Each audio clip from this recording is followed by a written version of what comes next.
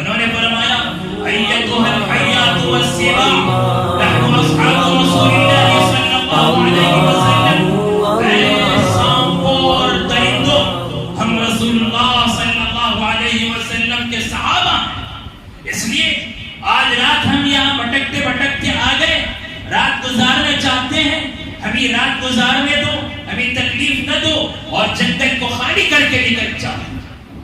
جیسے اعلان کیا کس نسبت پر؟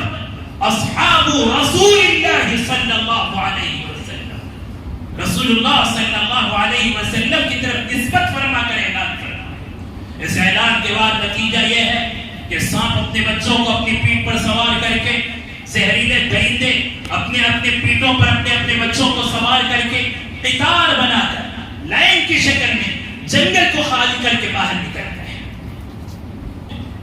حضرات صحابہ اور تابعین کی ایک بہت بڑی جماعت افریقہ کے جنگل میں پھنسی ہوئی ہے، رات کا اندھیرا پھیل چکا ہے، اس جنگل میں زہریلے سانپ ہیں، بچھو ہیں، درندے ہیں، اور رات وہاں گزارنی ہے، کوئی راستہ دکھانے والا نہیں، جنگل سے باہر نکلنے کا کوئی راستہ نہیں۔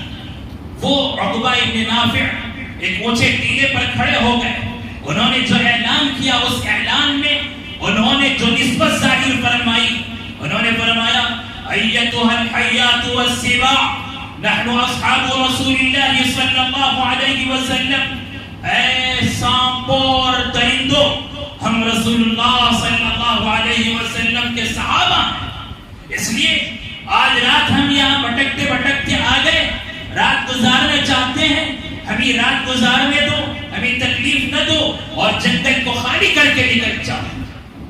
جیسے اعلان کیا کس نسبت پر؟ اصحاب رسول اللہ صلی اللہ علیہ وسلم، رسول اللہ صلی اللہ علیہ وسلم کی طرف نسبت فرما کر اعلان کرنا۔ اس اعلان کے بعد نتیجہ یہ ہے کہ سانپ اپنے بچوں کو اپنی پیٹھ پر سوار کر کے، زہریلے درندے اپنے اپنے پیٹوں پر اپنے اپنے بچوں کو سوار کر کے قطار بنا کر لائن کی شکل میں جنگل کو خالی کر کے باہر نکلتے ہیں۔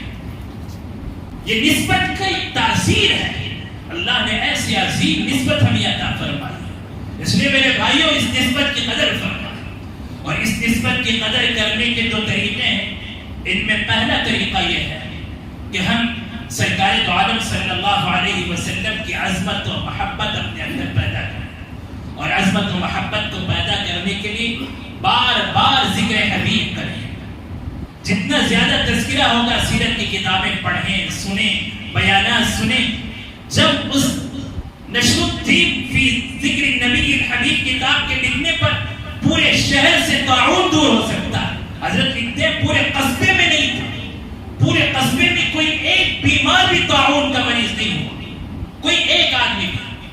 جب ایک اس طرح تذکرہ کرنے پر اللہ تعالیٰ بیماریوں کو، وباؤں کو، بلاؤں کو، مصیبتوں کو، آلام و مصائب کو اور مظالم کو دور فرماتے ہیں، تو میرے بھائیوں اس طرح ہم سیرت طیبہ پڑھ کر زندگی میں ایک مرتبہ تو کم سے کم شروع سے لے کر آخر تک اپنے علماء سے، اپنے اماموں سے اور اسی طرح مقررین سے سیرت طیبہ کو سن لیں، تاکہ محبت یا عظمت ہمارے دلوں میں پیدا ہو جائے۔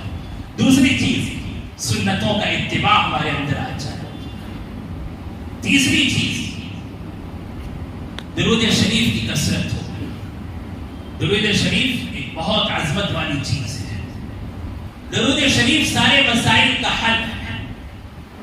رسول اللہ صلی اللہ علیہ وسلم نے درود شریف کے بے شمار فضائل بیان فرمائے، ان میں دنیا اور آخرت کی دونوں ضرورتیں ہماری پوری ہو جاتی۔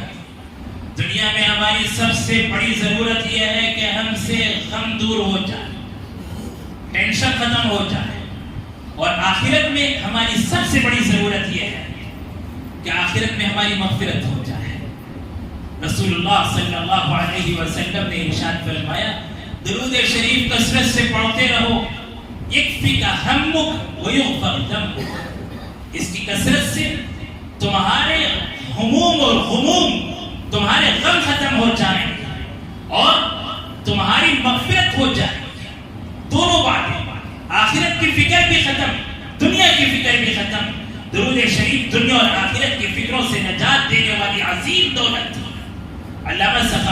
رحمت اللہ علیہ نے تواریخ کے حوالے سے، بہت ساری تاریخ کے حوالے سے واقعہ لکھا ہے کہ حضرت موسیٰ علیہ السلام پر وحی آئی کہ موسیٰ شہر کے کنارے جاؤ، میرا ایک گنہگار بندہ، اس کی لاش پڑی ہوئی ہے، لوگوں نے اسے پھینک دیا ہے زمین پر، اس کے کفن دفن کا، اس کے جنازے کا انتظام نہیں کیا، تم جاؤ اپنے ساتھ میں اپنی قوم کو لے کر جاؤ، اس گنہگار کی میں نے مغفرت کر دی ہے، اس لیے اس کے کفن کا انتظام کرو، اس کو غسل دو اور اس کی تدفین، اس کی نماز جنازہ کا انتظام کرو۔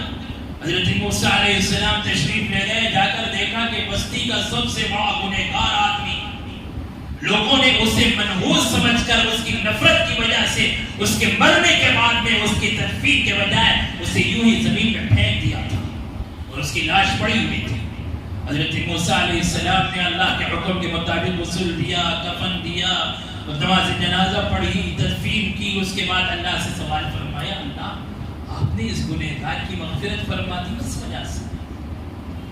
حضرت موسیٰ علیہ السلام پر وحی آئی، موسیٰ وہ ایک مرتبہ توریت پڑھ رہا تھا اور توریت میں محمد صلی اللہ علیہ وسلم کا نام آیا توریت میں، اور وہ پڑھتے ہوئے اس نے ایک مرتبہ درود پڑھ لیا، اس درود شریف کے پڑھنے کی برکت سے میں نے اس کی مغفرت کر دی ہے۔ توریت میں میرے آقا کا تذکرہ، نہ صرف میرے آقا کا بلکہ میرے آقا کے خلفاء کا تذکرہ، صحابہ کا تذکرہ موجود ہے۔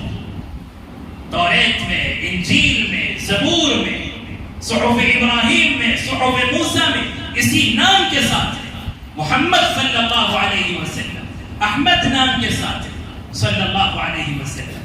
اور یہ تذکرے تمام انبیاء کرام علیہ السلام کی زبانوں پر چلتے رہے اور اس کے چرچے ہوتے رہے اور اسی نام کے ساتھ میں ہوتے رہے۔ لیکن آپ ذرا بتلائیں، کیا اس نام کے ذکر ہونے کے باوجود بھی صحف ابراہیم میں، صحف موسیٰ میں، توریت میں، انجیل میں، زبور میں اس نام کے ذکر ہونے کے باوجود بھی کسی باپ نے اپنے بیٹے کا نام محمد رکھا؟ نہیں رکھا۔ اللہ نے لوگوں کے دل و دماغ پر ایسی مہر لگا دی کہ کوئی اپنے بیٹے کا نام محمد نہیں رکھ سکا۔ اللہ نے اس نام کی بھی حفاظت فرمائی۔ ہاں، جب زمانہ قریب آئی تو اس وقت اس کے بڑے چرچے ہو رہے تھے۔ علماء بنی اسرائیل تذکرہ کر رہے تھے کہ آخری نبی کے آنے کا زمانہ اور اس کی علامتیں اور نشانیاں ہماری کتابوں میں موجود ہیں، وہ زمانہ قریب آ چکا ہے، ان کا نام محمد ہوگا۔ تو جن عربوں نے یہ نام سنا، بعض لوگوں نے اپنے بیٹے کا نام محمد رکھا، کچھ احباب، لیکن اللہ کا کرنا ایسا ہوا، اللہ کا نظام ایسے ہوا کہ ان میں سے کسی محمد کو نبوت کا دعویٰ کرنے کی ہمت نہیں ہوئی۔ اللہ نے ان کو نبوت کا دعویٰ کرنے کی ہمت نہیں دی، یہاں تک کہ سرور کونین صلی اللہ علیہ وسلم تشریف لائے۔ تو اب اس نبی کا نام محمد رکھنا ہے، اس لیے کہ یہ نام نامی بہت پہلے سے چلا آ رہا ہے، آسمان و زمین کی تخلیق سے پہلے یہ نام چلا آیا۔ اب عبداللہ کی یہاں جو بیٹا پیدا ہوا، ان کا نام محمد رکھنا ہے۔ اللہ نے تجویز فرمایا اور غیبی نظام فرمایا۔ چنانچہ عبد المطلب نے خواب میں دیکھا، انہوں نے دیکھا کہ ان کی پیٹھ سے ایک زنجیر نکلی اور وہ زنجیر، اس کا ایک کنارہ آسمانوں پر ہے، ایک کنارہ زمین میں ہے، ایک کنارہ مشرق میں ہے، ایک کنارہ مغرب میں ہے، اور دیکھتے دیکھتے وہ زنجیر ایک بہت بڑے درخت کی شکل میں بدل گئی، اور پھر وہ درخت ایسا پر نور ہو گیا کہ اس درخت کی شاخیں پھیل گئی، درخت کے پتے پتے میں ایسا نور تھا کہ یہ جو سورج کی روشنی ہے، اس روشنی سے 70 حصے زیادہ روشنی ہر پتے میں موجود تھی۔ ایسے پتے والوں، یہ شاخوں والا ہے درخت، اور ان شاخوں سے مشرق سے لے کر مغرب تک سارے لوگ لپٹے ہوئے ہیں۔ قریش کے کچھ لوگ بھی اس سے لپٹے ہوئے ہیں، اور قریش کے کچھ لوگ اس درخت کو کاٹنا چاہتے ہیں، جیسے آج کے اس دور میں اسلامی شعائر کو، اسلامی شناخت کو، اسلام کے نام کو، اسلام کے نام لیواؤں کو مٹانے کی کوششیں ہو رہی ہیں۔ جناب عبد المطلب نے خواب میں دیکھا کہ اس عظیم درخت کی شاخوں کو اس کے جڑ سے اکھاڑنے کے لیے، درخت کو ختم کرنے کے لیے قریش کے کچھ لوگ آئے ہیں، وہ درخت کو کاٹنا چاہتے ہیں۔ اچانک ایک حسین و جمیل نوجوان نمودار ہوتا ہے اور وہ نوجوان ان سب لوگوں کو ہٹا دیتا ہے اور اس درخت کی حفاظت کرتا ہے۔ عبد المطلب نے خواب دیکھا، معبرین کے یہاں پہنچے، تعبیر بتلانے والوں کے پاس پہنچ کر تعبیر معلوم کی تو تعبیر بتلانے والوں نے بتلایا کہ تمہاری نسل میں اللہ ایک نبی پیدا فرمانے والے ہیں، وہ ایسے ہوں گے کہ مشرق و مغرب میں لوگ ان کا اتباع کریں گے، لوگ ان کی پیروی کریں گے اور لوگ ان کی تعریف کریں گے۔ عبد المطلب فرماتے ہیں اس خواب کے بعد میں میرے دل میں خیال آیا کہ میری نسل سے ہونے والے اس بچے کا نام میں کیا رکھوں گا؟ محمد صلی اللہ علیہ وسلم۔ فرمایا کہ میں ان کا نام محمد رکھوں گا۔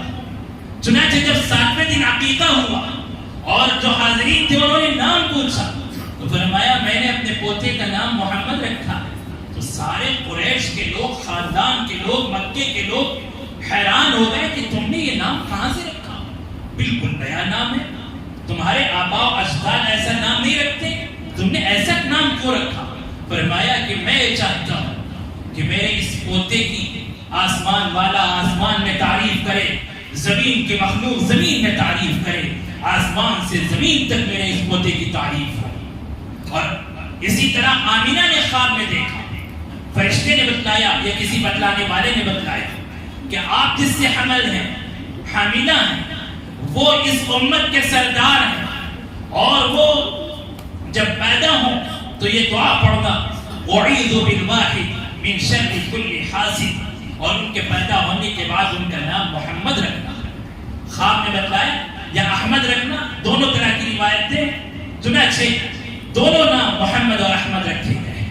اور جب سرکار دو عالم صلی اللہ علیہ وسلم سے دودھ چھڑایا گیا اور آپ نے بولنا شروع فرمایا تو سب سے پہلے جو جملہ آپ کی زبان مبارک سے نکلا وہ یہ تھا، اللہ اکبر کبیرا والحمد للہ کثیرا وسبحان اللہ بکرۃ واصیلا۔ سرکار دو عالم صلی اللہ علیہ وسلم اس شان کے ساتھ میں دنیا میں تشریف لائے کہ آپ کے چرچے آسمانوں میں، زمین میں، آسمانی کتابوں میں نہ صرف آپ کے تذکرے بلکہ آپ کے اصحاب اور خلفاء کے تذکرے موجود تھے۔ میرے بھائیوں، جس وقت بیت المقدس فتح کی جا رہی تھی، ابو عبیدہ ابن الجراح اپنے لشکر کو لے کر بیت المقدس میں موجود تھے۔ بیت المقدس کے جو راہب تھے، جو احبار تھے، جو عمراء تھے، جو وہاں کے بڑے لوگ تھے، انہوں نے کہا کہ ابو عبیدہ ہم آپ سے ایک میٹنگ رکھنا چاہتے ہیں، تشریف لائیں۔ حضرت ابو عبیدہ ابن الجراح تشریف لے گئے۔ وہاں کے لوگوں نے بتلایا کہ ابو عبیدہ ہم نے پڑھا ہے کہ بیت المقدس جب فتح ہوگا تو عمر نامی ایک شخص کے ہاتھ پر فتح ہوگا، ان کا نام عمر ہوگا، اور پھر ان کی کچھ صفات ہماری کتابوں میں لکھی ہوئی ہیں، ہم ان کو دیکھنا چاہتے ہیں اور ان کی صفات ہماری کتابوں کی روشنی میں دیکھنا چاہتے ہیں کہ واقعی کیا یہ صفات ان کے اندر موجود ہیں یا نہیں ہے۔ اس لیے آپ اپنے خلیفہ کو، اپنے امام کو، اپنے امیر المؤمنین کو یہاں بلائیں۔ حضرت ابو عبیدہ ابن الجراح سے ان لوگوں نے کہا کہ اگر وہ تشریف لائیں اور وہی اوصاف ہوں تو ہم چابیاں آپ کے حوالے کر دیں گے، جنگ نہیں ہوگی، کسی کا خون نہیں بہائے گا، بہتر ہے آپ بلا لیں۔ حضرت ابو عبیدہ ابن الجراح نے سارا واقعہ لکھ کر امیر المؤمنین کو مدینہ منورہ میں بھیجا۔ حضرت امیر المؤمنین عمر بن خطاب رضی اللہ عنہ نے اپنی کابینہ بلائی، صحابہ کو جمع فرمایا، جن میں اکابرین صحابہ حضرت عثمان غنی، حضرت علی مرتضیٰ، بڑے بڑے صحابہ رضی اللہ عنہم اجمعین موجود تھے۔ ان سے رائے لی، سب نے بتلایا کہ بڑا اچھا ہوگا، آپ تشریف لے جائیں، بھلا ہوگا، بیت المقدس فتح ہو جائے گا۔ حضرت علی رضی اللہ عنہ نے فرمایا کہ امیر المؤمنین آپ تشریف لے جائیں گے تو مدینہ خالی ہو جائے گا اور یہاں کیسے کیسے معاملات پیش آئیں گے، گرمی کا زمانہ ہے، اگر اللہ نے مقدر فرمایا تو بیت المقدس ملے گا، مقدر میں نہیں ہے تو نہ ملے۔ آپ کیوں تکلیف اٹھاتے ہیں اس تکلیف گرمی کے زمانے میں؟ حضرت امیر المؤمنین نے تھوڑی دیر سوچ کر فرمایا کہ علی، اگر میں نہ جاؤں اور وہاں جنگ ہو جائے اور بے گناہ مسلمانوں کا خون بہہ جائے، کل اللہ مجھ سے پوچھے کہ عمر گرمی کا بہانہ کر کے مدینے میں رہ گئے اور میرے ان بندوں وقت دوں گا، اس لیے میں گرمی برداشت کر لوں گا، میں جانا چاہتا ہوں تاکہ بیت المقدس فتح ہو جائے اور صلح ہو جائے۔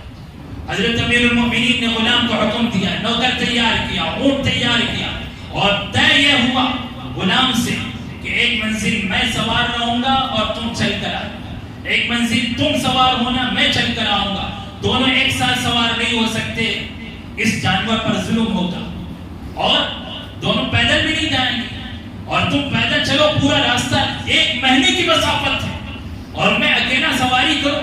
غلام نے کہا حضرت پھر کیا فرق ہے، میں نوکر ہو کر میں بیٹھ کر آؤں؟ امیر المومنین نے فرمایا نوکر ہو، خادم ہو، سب ہو، لیکن انسان ہو، سفر لمبا ہے اور اکیلے چل کر سفر نہیں کر سکتے، ایک ایک منزل باری باری ہم چلیں گے، اور اسی طرح چلتے رہے۔ 1 مہینے کی مسافت طے کر کے جب بیت المقدس میں داخل ہوئے، اونٹ 1 مہینہ چلتے چلتے لاغر اور دبلا ہو چکا ہے، کپڑوں پر گرد و غبار اٹا ہوا ہے، اور جب صحابہ ان کے استقبال کے لیے تشریف لائے تو کہنے لگے حضرت امیر المؤمنین سے کہ حضرت امیر المؤمنین اللہ آپ سے راضی ہو، کل یہاں کے بڑے بڑے سرداروں سے ملاقات ہونے والی ہے، علماء ہوں گے، رہبان ہوں گے، احبار ہوں گے، یہاں کے امراء ہوں گے، گورنر ہوں گے، بڑے سیاسی اور مذہبی رہنما ہوں گے، آپ اس لباس کے ساتھ ہیں اور اس سواری کے ساتھ میں تشریف لے جائیں گے، ہماری عزت رکھ جائے گی۔ آپ یہ ابلق گھوڑا، قیمتی خوبصورت گھوڑا، اس پر سوار ہو جائیں، اور یہ قیمتی لباس فاخرہ زینتاً فرما لیں اور اس شان کے ساتھ لے جائیں۔ حضرت امیر المؤمنین نے فرمایا ٹھیک ہے، لباس منگوایا، تبدیل فرما لیا، اور اس گھوڑے پر سوار ہو گئے، بیٹھے ہی تھے، فرمانے لگے ہلک عمر، ہلک عمر، ہلک عمر، عمر ہلاک ہو گیا، عمر ہلاک ہو گیا، عمر ہلاک ہو گیا۔ لوگوں نے فرمایا حضرت کیا ہوا؟ فرمایا جلدی سے میرے کپڑے لاؤ، جلدی سے میری سواری لاؤ۔ جلدی سے سواری منگوائی، کپڑے بدلے، اور اپنی سواری پر اپنے وہی پرانے کپڑے پہن لیے بیٹھ گئے۔ صحابہ نے پوچھا ساتھیوں نے حضرت کیوں آپ نے ایسا فرمایا، ہلاک عمر کیوں فرمایا؟ فرمایا تھوڑی دیر کے لیے مجھے خیال آیا کہ اگر میں اس گھوڑے پر سوار ہو کر جاؤں اور یہ لباس پہن کر جاؤں اور توریت میں میری جو صفات ہیں وہ صفات موجود نہ ہو تو بدنامی ہوگی میرے نبی کی، داغدار ہوگا میرا اسلام، اور لوگ شک کرنے لگیں گے اس دین برحق کے سلسلے میں، اور کل اللہ مجھ سے پوچھیں گے کہ عمر تم نے یہ کیا کر دیا، تو عمر کا جواب کیا ہوگا؟ تب تو عمر ہلاک ہو جاتا۔ اس لیے میں نے یہی کپڑے پہنے، میری یہی سواری ہے، اور اسی ترتیب سے چلوں گا جس ترتیب سے میں آگے آیا، پورا راستہ جس ترتیب سے چلا ہے، ایک منزل غلام سوار، ایک منزل میں سوار، ایسے ہی چلے۔ اب جتنی منزلیں باقی تھی اس منزلوں کو ایسے طے کیا کہ عمر سوار رہے، اور جب بیت المقدس میں داخلے کا وقت آیا تو سواری کی باری غلام کی آ گئی۔ حضرت امیر المومنین اونٹنی سے کود پڑے، غلام کو سوار کروایا، اور اونٹنی کی نکیل ڈھانپے ہوئے، اپنا وہی پرانا لباس پہنے ہوئے، یہ لاغر اور دبلی پتلی اونٹنی جو مدینے سے آئی ہے لے کر بیت المقدس میں داخل ہو رہے ہیں، اور بیت المقدس کے وہ عمراء، وہ علماء، وہ رہبان، وہ احبار، وہ یہودیوں کے علماء، نصرانی علماء، توریت کے پڑھنے والے، انجیل کے پڑھنے والے، آسمانی کتابوں میں اپنی تعلیم حاصل کرنے والے، وہ حضرت امیر المومنین کو دیکھ رہے ہیں، اور جیسے ہی حضرت عمر رضی اللہ عنہ کو دیکھا تو بڑے عزت و احترام کے ساتھ میں چابیاں ان کے حوالے کر دی، کچھ نہیں کہا۔ حضرت امیر المومنین نے فرمایا کہ میرے یہ کمانڈر ابو عبیدہ اور میرے یہ اتنے سارے ساتھی یہاں موجود ہیں، تم نے اس آسانی سے یہ چابی ان کے حوالے کیوں نہیں کی؟ تو ان علماء، ان رہبان اور احبار نے فرمایا، انہوں نے کہا کہ ہم نے اپنی کتابوں میں پڑھا ہے کہ بیت المقدس کو فتح کرنے کے لیے آنے والا جو عمر ہوگا، وہ جب بیت المقدس میں داخل ہوگا تو چلتے ہوئے آئے گا، نوکر اس کا خادم اس کی سواری پر سوار ہوگا، اور جب وہ آئے گا تو اس کے کپڑے میں 12 پیوند لگے ہوئے ہوں گے، اس کے کپڑے میں 12 پیوند لگے ہوئے ہوں گے۔ ہم نے گن کے دیکھا کہ تمہارے کپڑے میں 12 پیوند لگے ہوئے ہیں، یہ دوسرا عمر کون ہو سکتا ہے؟ توریت میں جس کے کے بارے میں بتلایا گیا تمہارے علاوہ کون ہو سکتا؟ اب یہ چابیاں تمہارے حوالے کرنے کے علاوہ کوئی چارہ کار نہیں۔ عمر کے تذکرے توریت میں، ابو بکر کے تذکرے توریت اور انجیل اور زبور اور صحف ابراہیم اور صحف موسیٰ میں، جب حضرات صحابہ رضی اللہ عنہم اجمعین کے تذکرے توریت میں موجود ہیں تو میرے آقا کے تذکرے اور کس تفصیل کے ساتھ میں ان کتابوں میں موجود ہوں گے۔ حضرت عمر رضی اللہ عنہ نے اس وقت جملہ فرمایا، میں وہ جملہ نقل کر کے اپنی بات ختم کرتا ہوں۔ حضرت عمر رضی اللہ عنہ نے فرمایا، ان اللہ اعزنا بالاسلام، ابو عبیدہ، اللہ نے اسلام کی بنیاد پر ہمیں عزت بخشی۔ ہمیں عزت ہمارے کپڑوں کی بنیاد پر نہیں، ہماری سواریوں کی بنیاد پر نہیں، ہماری دنیا کی بنیاد پر نہیں، ہمیں عزت اسلام کی بنیاد پر ملے گی۔ اس لیے میرے بھائیوں، ہمیں اپنی مادیت کو مضبوط جتنا کرنا ہے اس سے زیادہ ہمیں اپنی روح کو مضبوط کرنے کی ضرورت ہے، اپنی روحانی قوت کو بڑھانے کی ضرورت ہے، اپنی ایمانی قوت کو مضبوط کرنے کی ضرورت ہے۔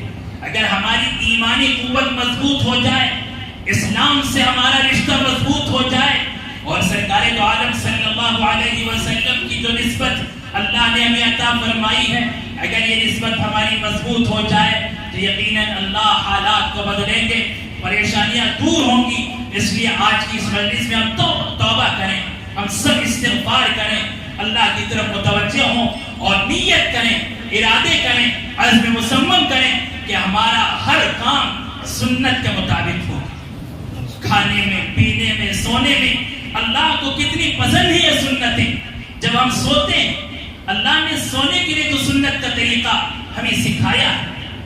داہنی کروٹ پر، داہنے رخسار کے نیچے اپنا ہاتھ رکھ کر جب ہم سوتے ہیں تو اس کیفیت کو دیکھیں، یہ کیفیت صورت محمد بنتی ہے صلی اللہ علیہ وسلم۔ سو جائیں، ہاتھ رخسار کے نیچے، یہ ہاتھ اور سر نیم کی طرح اور یہ ہاتھ ہا کی طرح،